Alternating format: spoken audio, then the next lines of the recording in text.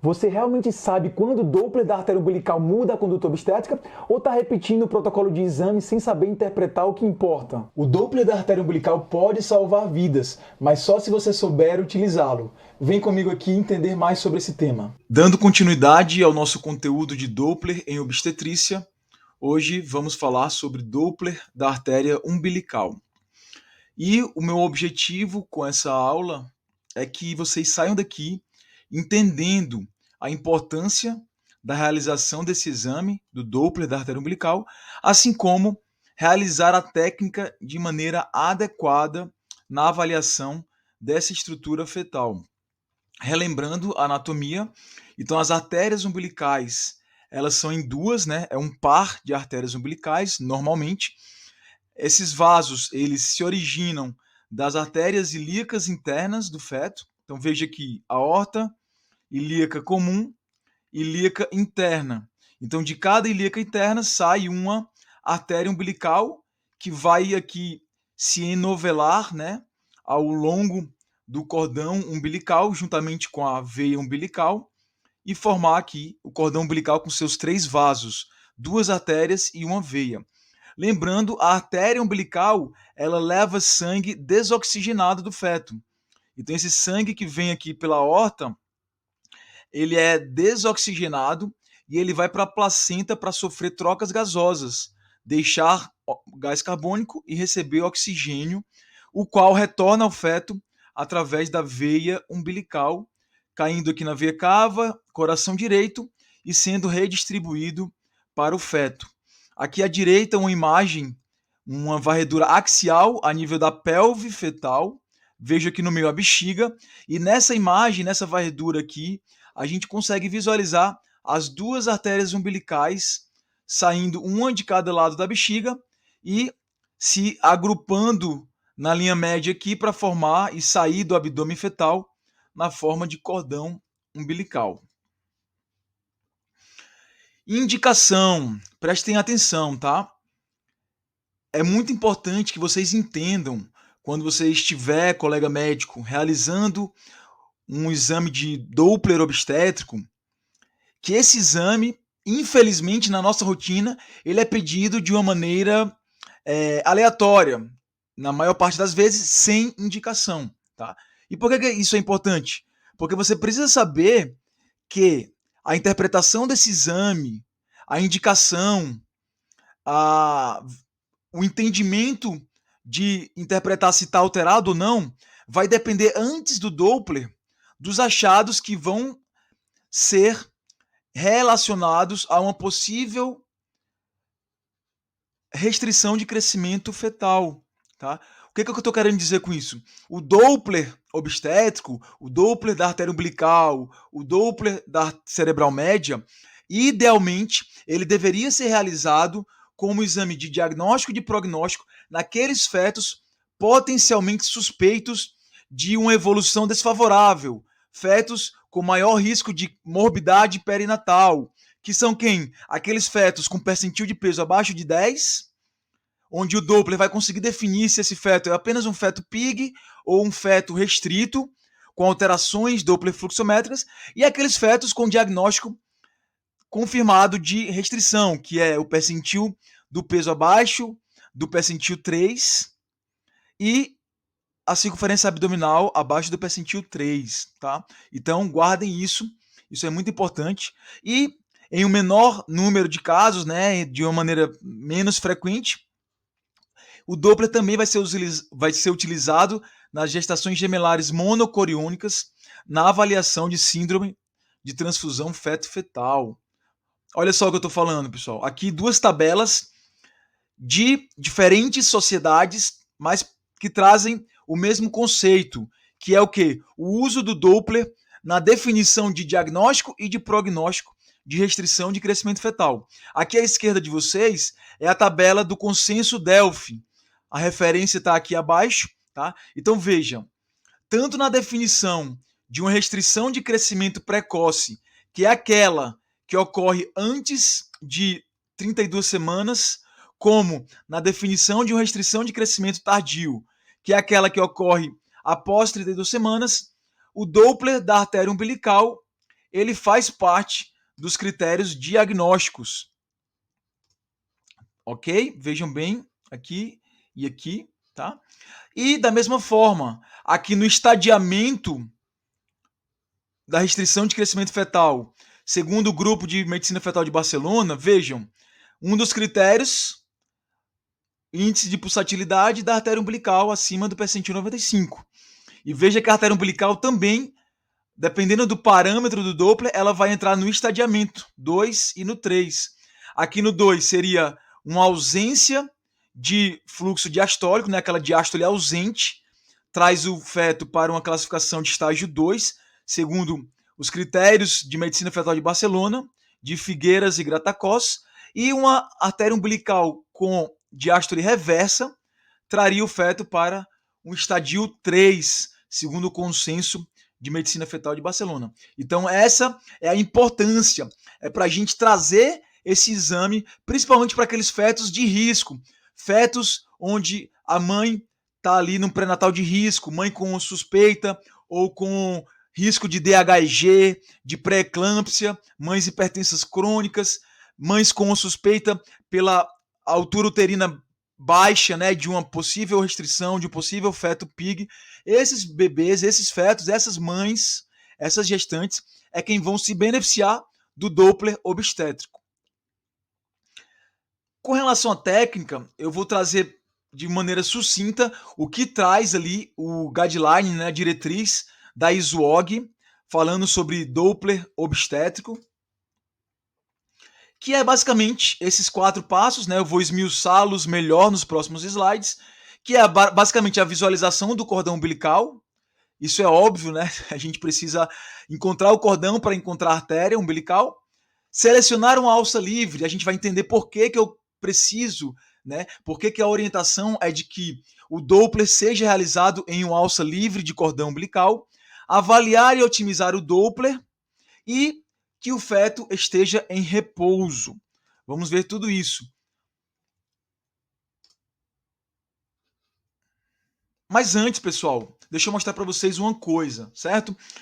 Eu sei que aqui tem gente, né, tem colegas de diferentes habilidades, de diferentes graus, níveis de conhecimento em ultrassom, mas eu quero deixar todo mundo nivelado e trazer um conceito aqui que pode ser básico para alguns de vocês, mas eu acho que é fundamental para a gente entender o porquê de que os parâmetros de Doppler em obstetrícia, todos eles valorizam o índice de pulsatilidade. Seja o Doppler das artérias uterinas, que eu já fiz uma aula sobre ele e está aqui no nosso canal, seja o Doppler da artéria umbilical, seja o Doppler da cerebral média, seja o Doppler do ducto venoso. Vocês veem, sabem, ou se não sabem, passem a saber que todos esses Doppler, todos esses parâmetros Doppler fluxométricos, eles consideram nos estudos, nas análises, nas correlações, o índice de pulsatilidade e não outro índice, como de resistência ou a relação entre a sístole e a diástole, tá? E a gente vai saber o porquê agora nesses 2 slides para que você saia daqui entendendo por que o IP, por que o índice de pulsatilidade é o principal parâmetro. Então aqui, uma artéria umbilical, né, um espectrograma de uma artéria umbilical, e vejam que esse espectrograma ele é formado por ondas de mesma amplitude, de mesmas características que se repetem ao longo de um ciclo cardíaco. E o que essas ondas dizem para a gente? Que eu tenho ali uma variabilidade de velocidades e de parâmetros a depender do momento do ciclo cardíaco. Onde eu tenho aqui, nesse maior ponto da onda, né, nesse ápice da onda, o pico sistólico, ou seja, no ápice da sístole, a gente forma aqui esse ápice da onda, e no vale aqui, né, nessa região mais baixa, nós temos a diástole final. Então vejam, aqui eu vou ter representado a sístole cardíaca na onda da artéria umbilical e aqui em azul a diástole cardíaca representada pelo ponto mais baixo. E a partir dessa informação, existem alguns parâmetros de Doppler que podem ser obtidos com base nas medidas, com base nos valores de velocidade. Vejam, o próprio aparelho calcula, o próprio aparelho coloca os cálipers aqui, ó, no pico sistólico, aqui no gráfico representado com PS de pico sistólico, aqui nesse caso que a gente está vendo deu 48 centímetros por segundo, e o final da diástole, né? A diástole final, que está em inglês aqui, que deu 21,9 centímetros, que é exatamente o finalzinho da onda. Então, a partir desses parâmetros, o aparelho consegue calcular os 3 principais índices Doppler fluxométricos, que são o índice de pulsatilidade, o índice de resistência e a relação entre sístole e diástole, tá? E aí, por quê? E como que é feito, né? Como que é analisado, como que é calculado esses índices? Então, veja, a relação sístole e diástole nada mais é do que uma razão entre a sístole e a diástole, aqui representado por PS sobre ED. No nosso caso, deu 2,2. O índice de resistência, qual é a fórmula para ele? É a sístole menos a diástole dividido pela sístole. Seria aqui representado pelo número 0,54. E o índice de pulsatilidade? Ele seria a fórmula que é dada no numerador pela diferença entre sístole e diástole dividido pela velocidade média. Então veja, aqui a gente não tem um ponto de velocidade média. O que seria a velocidade média? São vários pontos de velocidade que o aparelho calcula e faz uma média aritmética de todas aquelas velocidades para colocar aqui nesse denominador, né?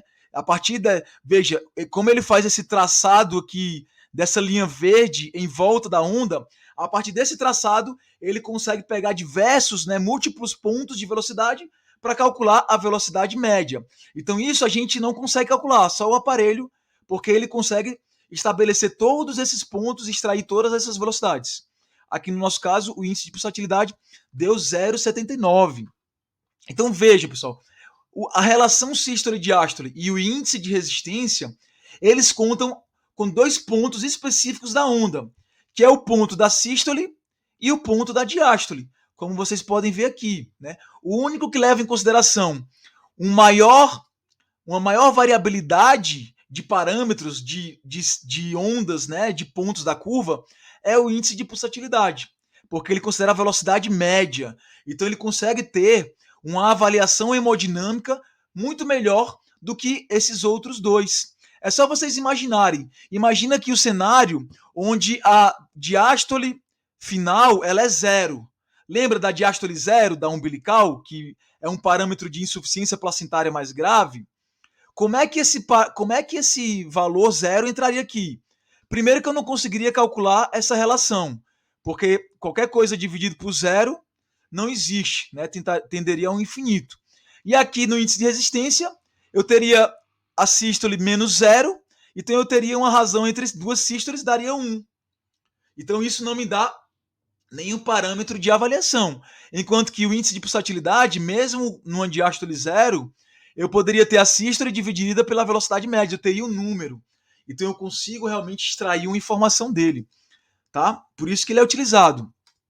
Então veja, o índice de pulsatilidade, ele me dá um filme da onda, ele me dá vários pontos de análise, ele me dá vários frames de diferentes velocidades. Então ele me dá uma informação muito mais fidedigna, uma informação hemodinâmica, uma informação fisiológica mais próxima do real. Enquanto esses outros dois, eles me dão uma fotografia. Eles me dão apenas 2 pontos específicos de uma onda que dificulta a minha avaliação se eu tiver diferentes ondas com mesmos pontos, né, de sístole e diástole.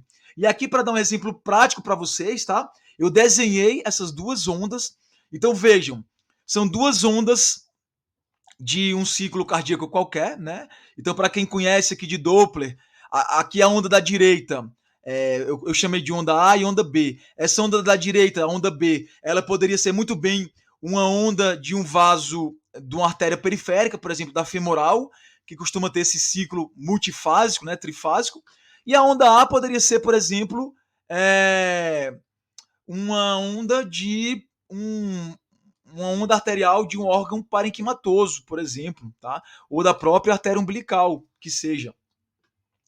Então, são ondas diferentes, vocês podem ver isso. Mas o que eu quis trazer aqui, ó? Vejam, eu trouxe ambas as ondas têm o mesmo local de sístole, né? A sístole aqui ela está sendo compatível nas duas ondas, o mesmo ponto de sístole e o mesmo ponto de diástole, tá? Por que eu estou trazendo isso? Para vocês entenderem. Então, qual seria as relações, por exemplo, sístole e diástole entre essas duas ondas? Qual seria a diferença? Nenhuma. Elas teriam a mesma relação sístole e diástole. Então, se você me dá um parâmetro de sístole e diástole de duas ondas completamente diferentes e eles vão ser iguais, isso não me dá nenhuma diferenciação, nenhuma capacidade de distinguir os parâmetros hemodinâmicos ou fisiológicos dessas ondas, onde elas podem ser encontradas, qual órgão, qual estrutura aquele vaso irriga, entende? A mesma coisa o índice de resistência. Ele é uma relação entre sístole e diástole. Veja, sístole e diástole entre as duas ondas é igual, é a mesma. Essas ondas, mesmo sendo ondas diferentes, de locais diferentes, de vasos diferentes, elas têm o mesmo índice de resistência. O que isso me diz sobre essas ondas? Nada. Apenas que elas têm o mesmo índice de resistência. Não posso inferir nenhuma conclusão. Agora, vamos para o índice de pulsatilidade? Olha o numerador, sístole e diástole. São iguais? Ok, são iguais. Agora, olha a velocidade média. Nessa onda aqui, o aparelho vai pegar todas essas velocidades até aqui o final. Veja, essa onda, todo o espectro de onda está acima da linha de base. Todo o espectro de onda é de velocidades positivas. Então, o que é que acontece? Aqui a minha velocidade média vai ser maior do que aqui, ó, onde eu tenho velocidades que vêm abaixo da linha de base, ou seja, velocidades negativas. Quando elas entram aqui na velocidade média, no cálculo, elas vão dar o quê? Um valor menor, porque eu tenho valores ali para ser subtraídos. Então, um valor menor no denominador vai fazer o quê? Com que o índice de pulsatilidade dessa onda seja maior, enquanto que o índice de pulsatilidade dessa onda vai ser menor em relação a essa. Então, percebam, eu consigo ter uma avaliação hemodinâmica, uma avaliação fisiológica muito mais acurada, muito mais adequada com o índice de pulsatilidade do que com os outros dois índices, quando eu estou falando aqui de espectro de onda. E é por isso que em todas as avaliações de Doppler em obstetrícia, né, em Doppler obstétrico, elas são feitas através do índice de pulsatilidade, porque ele é um índice muito mais fidedigno, acurado e que representa melhor a hemodinâmica fetal em relação aos outros índices, tá? Espero que vocês tenham entendido isso. E se esse conteúdo te ajudou até aqui, não esquece de deixar o like e apoiar o canal para que outros colegas também possam encontrar esse conteúdo. E aí vamos dar continuidade, né, para a gente entender aqui mais sobre a técnica da artéria umbilical. Então vejam, pessoal, por que a recomendação é de que o Doppler seja realizado em uma alça livre? Quando a gente fala alça livre, é aquela alça de cordão que fica boiando ali no líquido amniótico. Aqui, então, eu peguei 3 amostragens do mesmo feto, tá? À esquerda, uma alça livre. Vejam, a alça livre, ó, olha qual é o índice de pulsatilidade e o índice de resistência. 0,76 para o IP e 0,56 para o IR. Olha na margem fetal, o que acontece, pessoal? O IP e o IR, ó, eles aumentam em relação à margem livre. Quando eu vou aqui, ó, para a margem do cordão que está entrando no abdômen fetal. Da mesma forma, quando eu vou para a margem placentária, ou seja, a porção do cordão que está inserindo na placenta, olha a diferença do IP e do IR. Eles são menores em relação aos outros dois. Ou seja, se eu pegar a alça de cordão que está próxima à sua inserção no abdômen do feto, o índice de pulsatilidade e de resistência ele tende a ser maior nessa região do que na alça livre. Da mesma forma, se eu pegar a alça que está se inserindo na placenta do cordão, ela tende a ser um índice, ela tende a ter uma impedância vascular menor, ou seja, índices de resistência e pulsatilidade menores do que da alça livre. E é por isso que a alça livre seria considerada aí digamos, um local, né, um segmento de equilíbrio entre os dois extremos da alça do cordão. E é por isso que a recomendação é de que seja feito na alça livre, tá?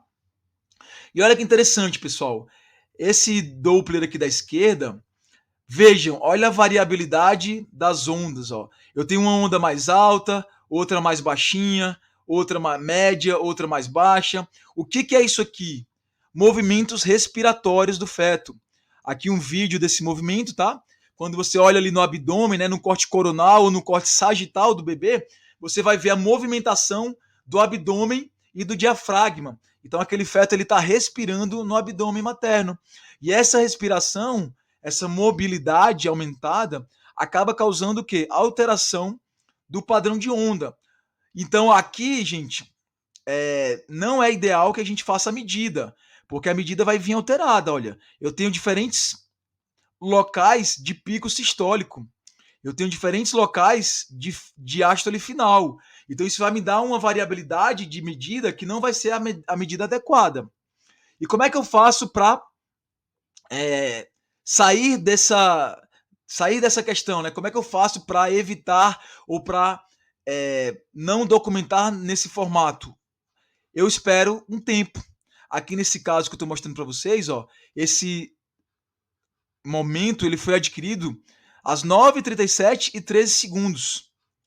Às 9h37 e 39 segundos, né? Ou seja, 26 segundos depois, olha como já estava o parâmetro de onda. Já estava estável, né? Já estava sem essa variabilidade. Aqui sim eu já posso fazer uma medida correta e adequada.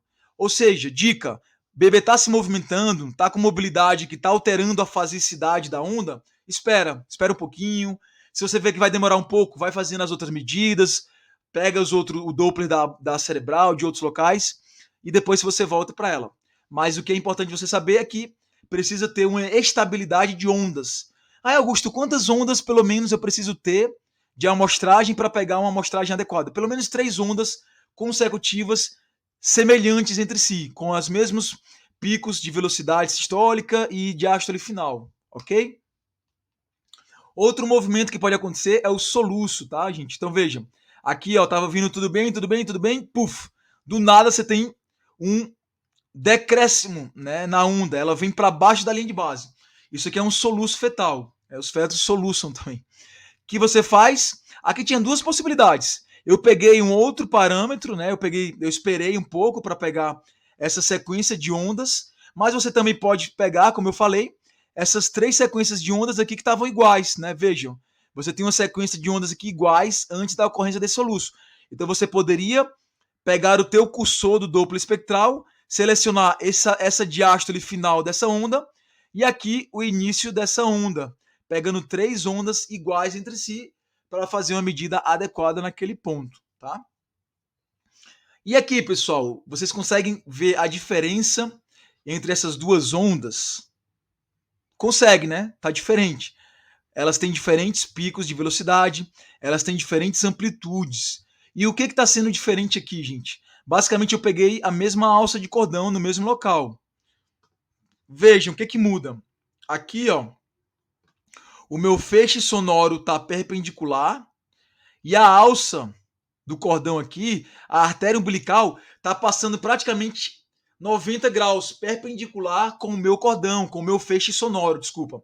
Meu feixe sonoro está vertical e a artéria está horizontal. Eu estou fazendo um ângulo de 90 graus. O que acontece aqui? O meu sinal do Doppler vai ser fraco, muito fraco. Por quê? Porque eu tenho um sinal fraco, já que ele calcula o cosseno do ângulo para extrair aquele sinal. E o cosseno de 90 é zero, né? Então ele extrai um sinal bem sutil, bem fraco. Enquanto que aqui, ó, eu fiz uma mobilidade da minha mão, né? Eu fiz uma mobilização da sonda para pegar basicamente um segmento quase que paralelo ao feixe sonoro, onde o sinal é máximo, porque eu estou com um ângulo praticamente de zero entre o feixe e a alça do cordão. Então vejam a diferença. Olha a diferença dos índices. O IP e o IR aqui, 0,73 e 0,53, e o IP e o IR aqui, ó, 1,0 e 0,64. Então cuidado, tá, gente? No mesmo feto, no mesmo cordão, no mesmo local, você pode ter diferentes medidas de índices. Isso aqui vai alterar a tua estimativa, vai alterar o teu percentil. Por isso que a técnica é muito importante. Então aqui o que foi diferente? O ângulo de insonação, demonstrando a importância de você realizar um ângulo de insonação com um vaso o menos inclinado possível, né? O mais próximo de zero possível, para você não ter essas grandes diferenças de amplitude de onda e de índices Doppler fluxométricos, tá? E aqui, o que mudou, gente? Vejam, Mesmos parâmetros de Doppler colorido, escala de velocidade, mesmo local, mesmo local. O que muda daqui para cá? Aqui você tem um monte de onda apinhada, agrupada, e aqui você tem um espaçamento maior entre as ondas, tá? O que foi, qual parâmetro foi mexido aqui para que a gente tivesse esse formato e esse formato? Vocês sabem dizer? Chama-se velocidade de varredura, tá, gente? Em inglês é sweep speed, tá? Isso tem no aparelho, às vezes o aparelho está em inglês, só para você saber onde mexer. Na esquerda aqui, gente, eu selecionei uma velocidade de varredura mais lenta, mais baixa. Então, a onda, como ela vai com velocidade mais baixa, você acaba tendo o maior número de ondas representado no teu espectrograma. E aqui à direita, eu aumentei a velocidade de varredura. Ela ficou mais veloz, eu tenho menos ondas no meu espectro, na minha documentação. E esse aqui é o ideal, veja, eu consigo ter uma melhor caracterização, uma melhor visibilidade da onda em relação a esse da esquerda. Onde a onda fica mais agrupada, ela fica menos adequada de ser caracterizada, certo? Então, esse formato aqui é o que não deve ser feito e o da direita é o que deve ser feito. Aí, Augusto, quantas ondas? Entre 4 e 6, né? 7 ondas, tudo bem. Mas aqui a gente tem basicamente o dobro de ondas daqui. Isso não, tá? Então sempre tente fazer isso. Sempre tente deixar uma quantidade de ondas ali adequada para que você possa fazer as medidas dos índices de maneira correta. E você já viu algum caso em que o Doppler da artéria umbilical mudou a história do pré-natal? Então comenta aqui embaixo que eu quero saber da sua experiência. Terceiro parâmetro, qual que é a diferença, gente? Essa aqui é fácil, né? Tá cortado aqui, Augusto, ó, a onda aqui em cima, o ápice da onda tá cortado, tá aparecendo aqui embaixo. Isso aqui tem um nome, tá, gente? Isso é um aliase do Doppler espectral. É quando a onda, a linha de base aqui, ó, você veja, em relação a essa, ela tá muito acima e a nossa escala de varredura do Doppler espectral está diferente. Então, como que eu faço para corrigir o aliasing do Doppler espectral? Primeiro, eu vou trazer minha linha de base mais para baixo, então eu vou baixar minha linha de base e eu vou ajustar a minha escala de varredura, né? Que aqui estava em 20 e aqui eu trouxe para 40. Então, através desses ajustes, eu consigo inibir a ocorrência do aliasing.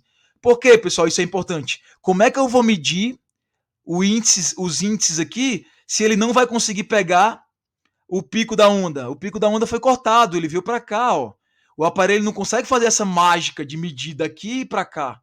Você tem que trazer toda a onda para ser representada no mesmo frame, na mesma documentação, tá? Então a gente tem que tirar, tem que evitar o aliasing para que a medida seja feita de maneira correta, tá? E esse aqui, o que tem de diferente da esquerda para a direita? Perceba, se você olhar aqui com cuidado, você vai dizer, caraca, Augusto, aqui a diástole é zero, olha só, não tem diástole final. Exatamente. Existe um parâmetro aqui da técnica do Doppler que você consegue simular, né, seria um falso positivo de uma diástole zero. Mas se você observar bem também, olha aqui o que acontece com a base da onda. A região de menor velocidade da onda, ela está ausente, ela está apagada. A onda nem encosta na linha de base. Diferente daqui, ó. Qual o parâmetro, né? O que foi feito aqui para que isso aconteça, gente? Foi mexido no filtro de parede. Ou seja, eu aumentei muito o filtro de parede nessa imagem da esquerda em relação à direita. Aqui, na imagem, o filtro de parede ele aparece com essa letrinha WF, do inglês, né? Wall Filter, que é esse WF. Então veja, na esquerda aqui, ó, olha o tanto de filtro que estava, 472 Hz. E olha o da direita, 45, basicamente 10 vezes menor. Eu diminuí bastante o filtro aqui para conseguir ter uma onda adequada. Veja que a diástole aqui ela é normal, ela é uma diástole cheia, ao contrário daqui, onde o filtro muito alto, né, de parede, ele acaba suprimindo aqueles locais de menor velocidade e pode até apagar uma diástole, dando um falso positivo de diástole ausente da umbilical.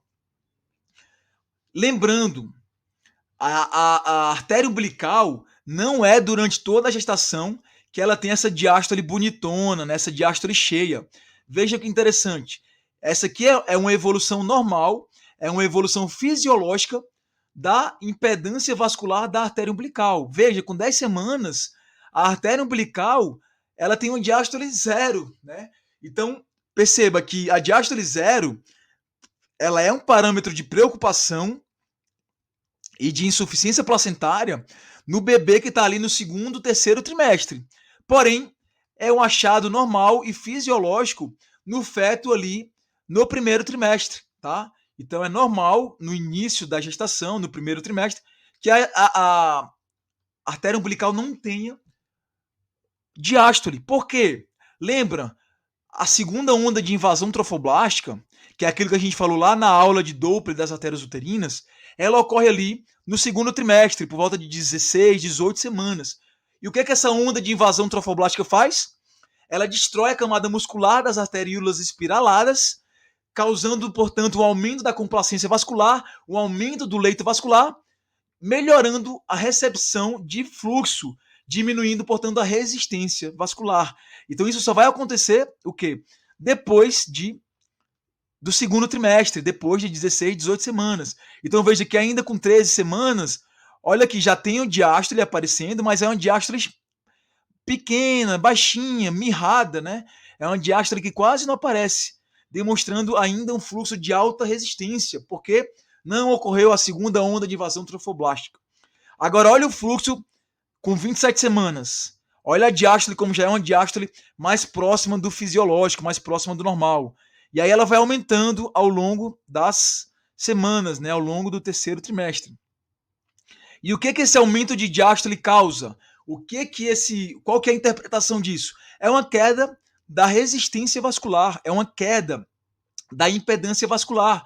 Isso é muito bem caracterizado nesse gráfico que mostra aqui no eixo X as semanas de gestação, a evolução, né, das semanas e a relação delas com o índice de pulsatilidade da artéria umbilical. Então veja, o índice que começa aqui, ó.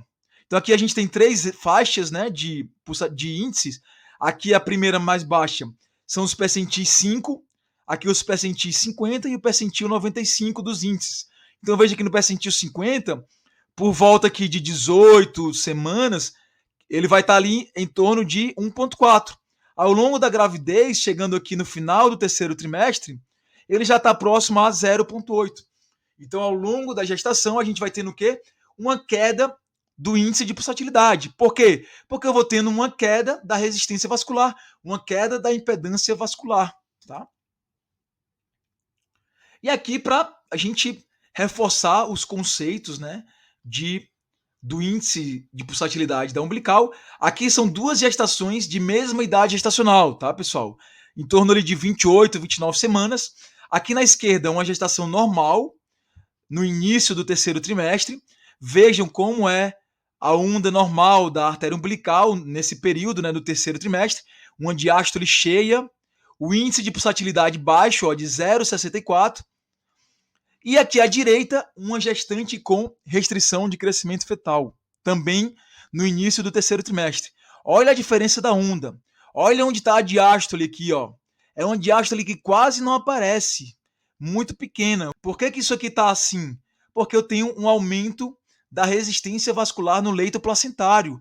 Esse feto com restrição, essa restrição é secundária a uma insuficiência placentária, causando esse aumento de resistência. Olha o índice de pulsatilidade aqui como está alto.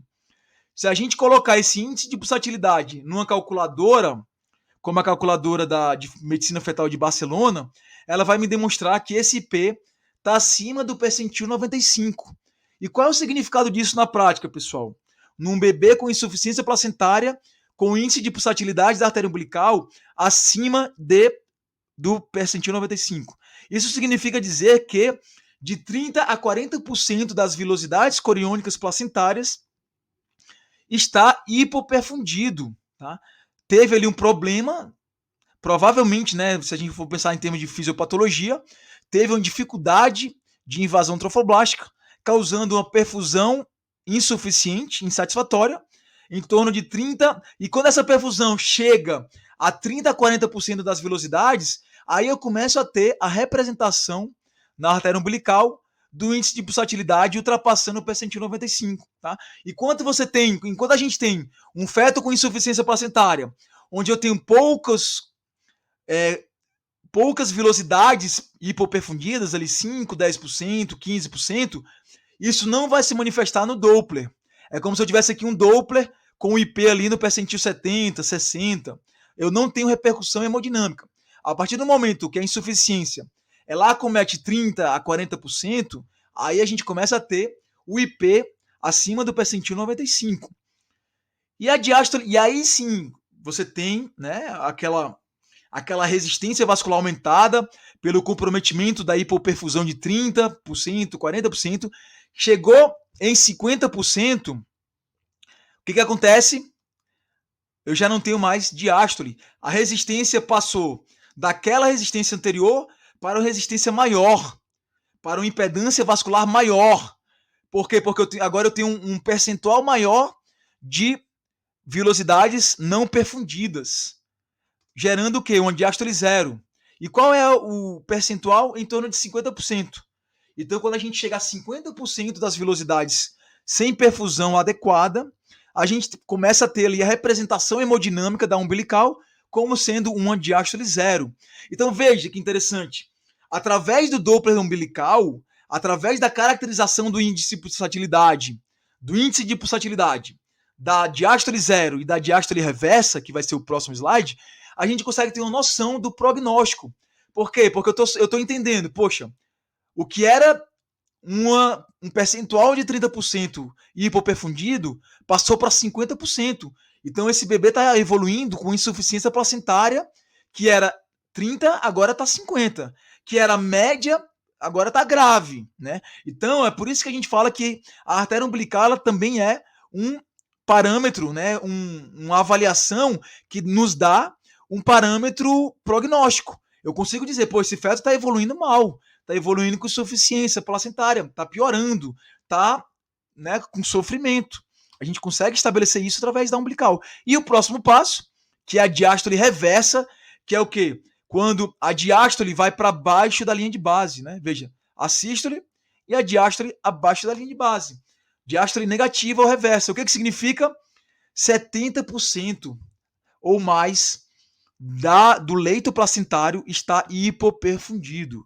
Olha a gravidade disso, olha a evolução disso aí. Entendem?